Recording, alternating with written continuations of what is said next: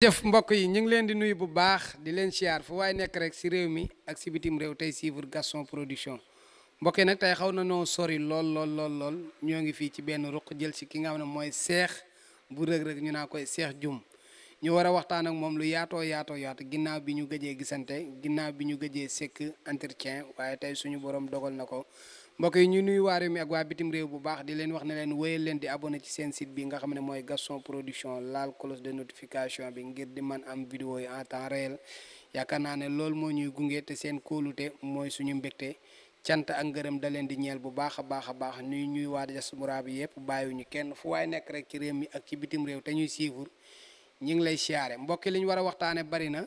diggante Omar Kane Reug Reug ak Boy Niang numéro 2 yaakaar naa ne temps yële passé gis ngeen benn entretien ñu sekkoon ko ak Boy Niang numéro 2 yaakaar naa ne aussi tamit gis ngeen ki nga xamante mooy Tafa Kanji suma waa ji gis ngeen interview am boobu ba tey nag gars yi ñu ngi ci ruq bi gars yi nangu ñoo wax te xam naa ne yàggatul dara parce que dégg nañ grichon bi ñii nee nañ dugg na ñii nee nañ duggagul loolu lépp dinañ ko waxtaane waaye li ñuy njëkke mooy Franc ak ki nga xam ne mooy Omar Kane Reug Reug ginnaaw Franc ay yaya Franc ak Eumeu Sène loolu day am saay maa lay nuyu. maa la fay Modou ginnaaw bi ñu sant yàlla julli si yonent bi di sant suñuy ñaari waajur di ñaanal sama yaay fi mu jëm yàlla na ko gënal fi mu jógee képp ku mu fa fekk ak ku ko fa fekk ak sama mag bu jigéen ak sama xarit petit maa leen di ñaanal yàlla bu baax a baax di nuyu sama papa yàlla na ko fi yàlla bàyyi ba ci kanam a kanam ak bépp waajur bu góor ak bu jigéen xam nga di nuyu staffu Reug Reug di nuyu waa Joal waa Dakar fi nga ma fekk nii tamit maa leen di nuyu baax di nuyu sama soxna ak sama tuut tànk bi fi nekk di nuyu Abo Fall HLM maa ngi koy nuyu bu baax di nuyu soxnaam waaw grand Abo ak soxnaam Nogoy di nuyu yaay rek tamit bu baax di ko wax ne namm nañ ko tamit bu baax a baax waaw. mais Cheikh yow raar nga de ak fii nga nekk saa sori nga nag de te nga ñëw Dakar waaw gis nga àdduna amul solo yaa gis nga xam ne des fois moom daw laax da dasi bu baax dégg Dakar moom dafa bëri problème fii comme ay nit dëkk ñu fi sax waa gis nga xam nga rek des fois tamit day baax nga isolé wu tuuti comprendre nga concentré wu si sa njaboot xam nga focus tuuti tamit si liggéey bi comme instant bii nii moom dañoo nekkoon si yenn affaire xam nga il fallait que nga toog concentré wu tuuti après boo paree nag looy soog a dugaat ci quoi. ndaka làmb ak coow li noo ko dundee parce que gëj na naa gis waa làmb moom comme d'habitude rek. làmb ak coow moom duñu tàqalikoo quoi waaw làmb moom mook coow ñoo ànd duñu tàqalikoo di wax ne tamit xam nga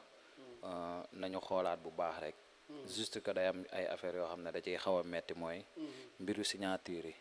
xam nga comme ay porteur de voix leen te ñun ñëpp ku ci amagul njaboot nag mënoo kaa xam mais ngay toog ak ñoo xam ne yaa leen ñi def ngeen di seetaan di dégg yenn wax yi xam nga yow da ngay dem sax ba da ngay réccu lu bëri yow loo xam ne ma comprendre nga nañu gën a xoolaat communication yi surtout ma mbër yu mag yi te xam ne xale yi tamit si ñoom la ñuy roy comprendre nga voilà loolu moom bëgg naa ñu xoolaat ko bu baax a baax defaraat toog yi ni daal. macha allah am na solo Cheikh nag man maa ngi commencé di la ragal xëy na gën nañoo gisante mais combat yépp Cheikh dama lay woo du ma tudd benn combat nag nga ne ma diw day daan diw lan mooy problème bi da ngaa am ay jinne dañ lay dee wala lan moo xew combat dimanche bii passé woo naa la nga am loo ma wax avant dimanche boobu noonu avant ta dimanche boobu noonu mais luy problème bi sa waay. waaw moo daan taman moom. xam nga tey jii nii moom Lat Joor moom biñ ko laajee loo bokk ak tubaab bi daf ne longtemps comprendre nga tey ñun moo daan te suñu enfance yëpp si làmb lañ ko def wallahi azim des fois nag nit wax ñu toog di ko déglu mais daf ñuy leer ne kii lim ñuy wax nii ñun ñoo ko gën a maîtriser aller retour mais par respect lay doon làmb nag doonul lu nit di mokkal mais boo si buggee wax man ni ma ciy waxee chaque jour dama la koy wax boo ma woowee nga naan ma Seex kuy daan ma ne la diw mooy daan noonu laa la koy waxee nga ni ma lu tax pourtant de am na ñu ne diw mii mooy daan diw ma ne la déet man samay mbir nga ne ma ne la teguma ko si gàllaaj teguma ko si fen noonu laa la koy waxee à 90% nga ne ma ne la diw laa jox favori te gëm naa ne moo koy daan comprendre parce que tamit da nga koy teg ci mën teg ko ci ñoo xam ne tey da nga leen a juddulu xam li ñuy bëree depuis xale ba léegi yaa ngi toog di leen seetaan ñenn ñi tamit xam nga da nga leen di seetaan xam ne ñii nii mën nañ lii mais tële nañ lii seen adversaire lii la mën capable na lii man foofu laay jugé man du ma jugé si mbiru sëriñ làmb man dama ne ñàkk xam-xam mënul weesu nga jël làmb teg ko si mbiru sëriñ parce que sooy xool tey sëriñ yëpp ñu ngi leen di vaar si loo xam ne comprendre nga lu ñàkk fayda la xam nga dem nga ba ni ma yow see yow mun nga di génn di wax comme gars yi sax si mais dama ko ci cadre sport laa koy teg de wallaahi azim man du ma oo sëriñ sax ne ko diw ak diw kuy daan xanaa tey ñuy wax rek ba dugg si làmb ji ba ne la seex bi làmb ji noo ko gisee nga ne ma lii ak lii ak lii te dama lay wax ne la lii ak lii laa ko gisee waaw. ok am na solo seex fi ñuy njëkkee mooy ci combat bi nga xamante bi nii moo xewoon dimanche muy diggante Franc ak Eumeu Sène nan nga gisee combat boobu. waaw combat bi ni ma ko gisee mooy du gàllaaj du dara comprendre nga. maanaam dama ko gis nit ak mëninam. nit ak mëninam. ok parce que tey bi ñuy wax man ak yow dama la ko wax. dama la ne la Franc nga ne ah mani la kuy def lii si làmb moo la mën. xam nga li ma lay expliqué am na tamit Franc ku mu doon bëreel Franc man faralu ma ko. yaa ngi du ma la fen faralu ma ko. comprendre nga mais dama jël sama xaalis teg ko si moom. waaw xam naa ne nag ngay bañ a tudd waaye man dama ko. combat bu mu doon bëre nga envoyé ma 150 000 ne ma teg naa ci Franc. xam nga li faralu ma ko waaye teg naa ci moom. mais teg naa ci moom parce que dama xam ne kooku li muy bëre moom da kaa arrangé. nga ne ma ah sëriñ ñi kat nee nañ lii ma ne la boo gisee kuy teg nga woo ma ma teg sama xaalis. xam nga li ma lay expliqué mais loolu yëpp da nga koy teg si cadre sport. man li ma gëm mooy sportif da ngay def yëfu sportif. comprendre nga. combat bi nag neex na trop parce que tey ku xam làmbu dëgg. maanaam làmb ji am na ñum bett am na ñum bettul. si dëgg la waaw. am na ñum bett am na ñum bettul parce que soo xool tey. man ak yow sax ñu ngi siy waxtaan si communication ma ne la Eumeu Sène su ma doon Franc bu doxee si kaw Eumeu Sène en arrière 2 pas freiné day dog léewtoo bi ne ko kaayaatal xam nga wax naa la ko mel ni que moom dafa dégg sama wax xam nga parce que tey bu doxoon si kaw Eumeu Sène bu doxoon si kaw Eumeu Sène freiné wul maanaam gaañoom dina gën a metti nii xam nga li ma lay expliqué mais bi ma la ko waxee parce que tey bu doxee si kaw Eumeu Sène tamit freiné dinañ ne ah sawaay ñemewul Eumeu Sène wala li mu wax defu ko xam nga li ma lay expliqué mais bu feree ne da ko naan kaay comme si que mu ngi koy woo fekk que li Eumeu Sène mii ne lay yàq ba pare soog a bëre xam nga Eumeu Sène tamit de mérité wul parce que tey soo xool liñ naan âge bi mu rawee Franc ci làmb âge bi mu rawee ci Franc ci làmb ak Franc jaar ak état bi mu jaar comprendre nga bëri na ñu ñuy wooye ay xale jamono ji war na yàlla ak yonent bi Eumeu Sène leen man fuuf sax mënantu ëpp leen doole fuuf si xam nga parce que tamit Franc ku ko mun a tenir 30 secondes yu wow koŋ jàmbaar nga de ba pare yóbbu arme voilà stratégie bu wow koŋ ok mais combat bi ban erreur moo ci am ba jëli bi am ban erreur moo ci am erreur nag bu amul jëlu du am pour man comprendre nga mais tey jii peut-être Eumeu Sène daa desee maîtriser Franc ci ban côté waaw mais Franc heure bu la dugalee naaxu góos boo ko Franc du mbër mu ñuy mbotti kooku mbot wala mbotti mboot waaw mooy mbotti rek xam nga du mbër mu ñuy mbotti ba pare daa am leen benn affaire bu nekk ci moom Franc ku ko daan jàppal ne da kaa mën ku daan Franc jàppal ne daa mën Franc ndax waaw Franc doon na mbër moo xam ne du mbër bu nit di trompé Franc 2012 ba léegi xaw ma 2013 maa ngi koy seetaan musumaa gis booy trompé ko ci booy xam nga tey peut-être tey di nga nekk rëg laa ko sañ a wax comme Bébé Diène daan na rëg nga xam ne ci booy après rëg ëlbatiku di ko daan ñoo xam ne kii mënul rëg mais daa trompé rëg xam nga li ma lay expliqué mais Franc ku ko daan si làmb jàppal ne da kaa mën a daan ko mais trompé wu ko xam nga comprendre nga li ma lay expliqué parce que tey li daan rëg wala li daan Mamadi wala li daan ordinateur ñu baal ma daanul Franc donte nag ñoo ko ëpp salañu bëre ñoo ko dàq bëre sax laay mën a wax xam nga li ma lay expliqué mais li leen daanul Franc parce que moom folu te daa wóor bëre xam nga li ma lay expliqué parce que bëreem dafa assuré du la may yow foo àgg foo koy daane tànkam sax doo ko jàpp voilà xam nga li ma lay expliqué voilà ok am na solo léegi combat boobu noonu par rapport ak coow li Pikine Parcelles coow li moom tôt ou tard dina tuxu parce que ci laa jëm léegi mais coow loolu nan nga koy dégg ci laan Pikine Parcelles temps yi nangu doon bësu làmb ji quoi. non mais nag affaire yi ay la rek. waaw ay la ay la rek tey tolloon na foo xam ne boo waxul géejawaay waxoo làmb. comprendre nga tolloon ay jamono yoo xam ne boo waxul lamsaar waxoo làmb. affaire yi moom waame la rek. day dem fii dem fii tolloon na foo xam ne boo waxul caaro yi waxoo làmb. ku nekk rek da ngay aye. comprendre nga peut-être tey instant bi Parcelles ñoo aye ak Pikine. parce que day toll foo xam ne yow da ngay nekk mbër. mais say adversaire dañuy féete benn côté. comme déjà ni ngay takkee fas rek. déjà mu kanam des fois mu ginnaaw xam nga instant bi nag daa demee côté Pikine rek. ok am na solo Sam.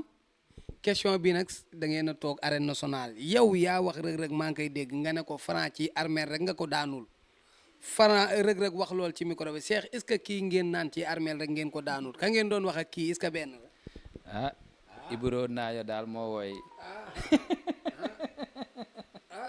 mais sama xel tey na de. mais dara Franc day évoluer parce que tamit kuy bëree. ñaan nga yàlla évoluer Franc ndaanaan ku le fadirin la jamono ji mbër kaamil ay ndaanaan dëgg wër ko ku ko bañ rek nanguloo làmb wala buggoo làmb parce que da cee toll comprendre nga mais nag li Ibro di woy seen bàyyi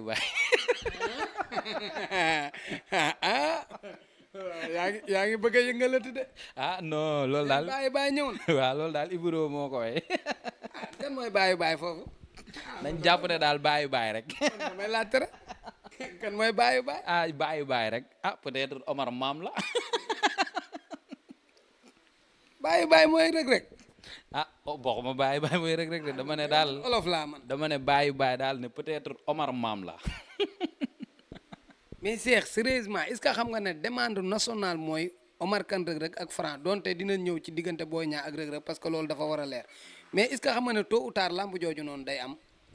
lamb jooju bu amee bokkut ak lamb yu doon am ci il yeeg dëkk yeeg dëkkaan yeeg ay lim benn ñaar ñett de laa jërul de maa lay wax loo mi ngi nii suñ kanam soriwul mi ngi nii waaw yàlla si yàlla yóbboo ak jàmm rek ñu fekke ko te tal ko loolu rek boo ci ëpp solo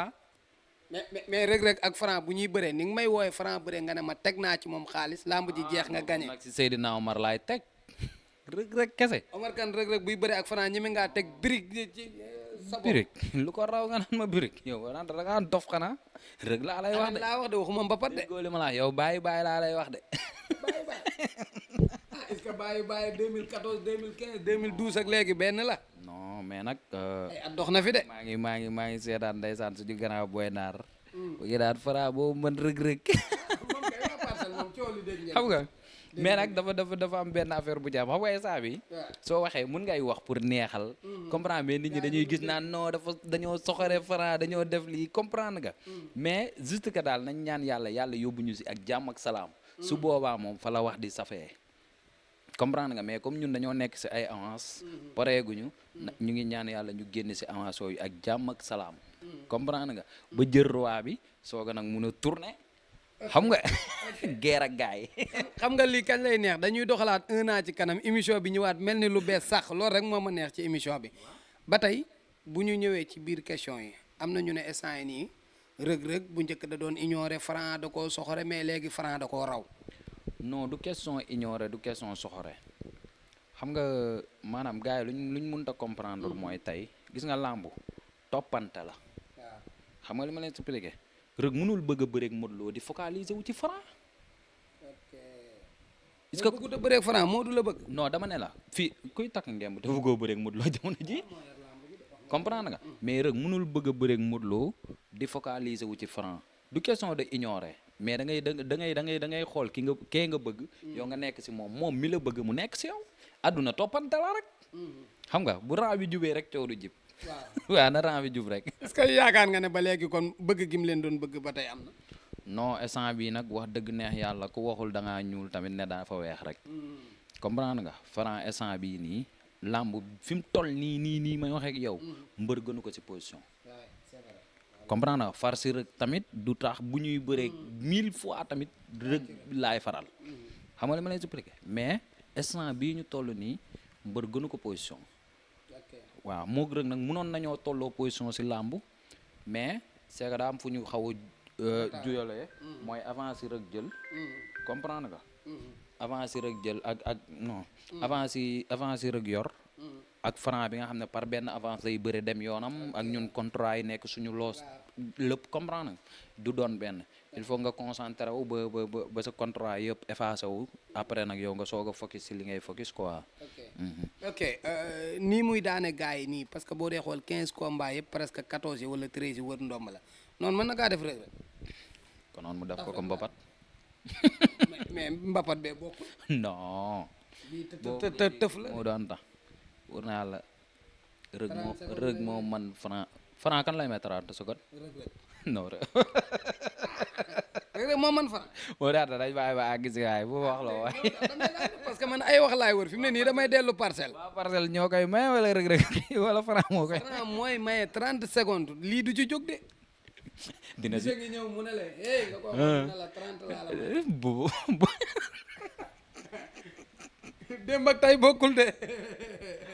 daata bu waray waay. da nga ne yow léegi Reug Reug moo man Franc. affaire yi daal yàlla nañu si yàlla yóbbu ak jàmm. moo man Franc affaire yi daal boobu bu dee day am yàlla nañu si yàlla yóbbu ak jàmm waaye li ma lay wax ba di la ko wax mooy. Franc moom mi ma xam naa ne du xool Omar Kane di ko xool mu ne ko 30 secondes laa la bay loolu moom man xam naa ko moom. Franc ñi may may Reug Reug 30 secondes. mais man signature est-ce que xam nga ne xeex dina am c'est que li ma lay wax gënalu la de doo ko bëgg mais gis nga des na tuuti ci kanam non signature yooyu seex buru yu bëri dina am ci dëkk. lii doon buri. Reug Reug Franc ñoo war a signature nii yéeg jàkkaarloo waxante. waaw mais day neex rek lamb lay doon rek signature bi daal xam naa ne moom signature bi lu muy demee kenn nay wax kenn noppi ba heure ñibbi jot ñun ñoom ñu ñibbi. non gaw ma lool non du ma ko laal lii nga teg sama loxo tegu kenn wax kenn noppi xanaa yéenay noppi. moo daal kenn nay wax kenn noppi daal moo daal yaa ma mën te heure bu ñu xeexee ñu andil la say daal mënoo ma daj lay nax. mais nit mën na laa man ci biir néeg te du la man ci penc. gis nañ fi Doudou ak Serigne Ndiaye. waaw loolu bu mu dëgg la moom. des fois day waaye nag dama lay xamal de. continuer mën naa am. voilà kon jeex na. macha allah mi ngi noonu yaakaar naa ne wax ji nangu te. waaye te yaa may wax loolu bëgguma non bëgguma wax nag. Franc boobu instant bii ku ko laal Sénégal ngay laal instant yi moom njaago bi moom. gars yi nee nañ ko bàyyi ak yàlla. mu ngi noonu de affaire yi daal boobu sa waay yi giddaa ji. macha allah mi ngi noonu Cheikh bu Reug Reug lan dalaloon tey mbokk yi mi ngi noonu loolu mooy première partie bi.